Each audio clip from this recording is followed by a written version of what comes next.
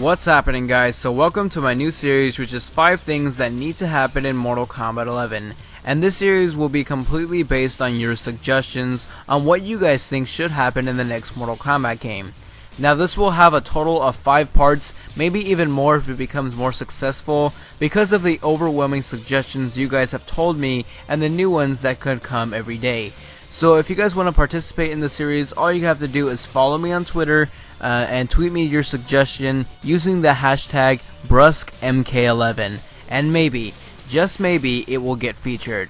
With that being said, let's get started.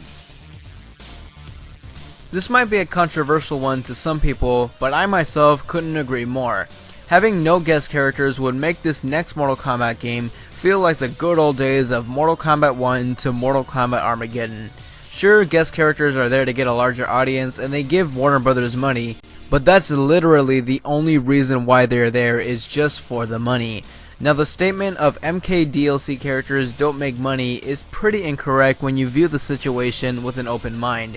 If Noob Saibot was a DLC character, he would sell like a guest. If Havoc was a DLC character, he would definitely sell like a guest. And yes, Fujin would too. I'm pretty much saying you gotta make the right choices when you're talking about Mortal Kombat characters as DLC. I think we can all understand the Mortal Kombat characters from Mortal Kombat 1 to Mortal Kombat 2 are awesome. I mean, those two games are very iconic. But NetherRealm, can you please stop milking the crap out of them and give other characters a chance? You have a lot to choose from, and even if those characters aren't that great, make them great and put them time and effort into making your whole selection of Mortal Kombat characters great. Because in the end, it will look good on you, and trust me, us as the Mortal Kombat community will definitely appreciate it. Now, I'm not saying to completely forget about the classic characters from Mortal Kombat 1 to Mortal Kombat 2, because some of those are staples, but if you can put all that time and effort into bringing a guest character in, you can do the same with the 3D era characters, and that's fact. This is an interesting one, and in fact it's not a bad suggestion at all.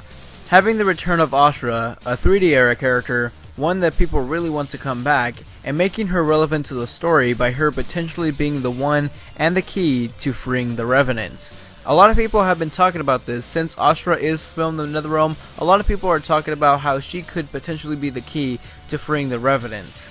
I mean, making a 3D era character relevant to the story mode already says a lot, and it tells us that NetherRealm still cares for them by giving them important roles to the story of Mortal Kombat, and that's something we definitely need. One of the things Mortal Kombat is known for is having memorable soundtracks.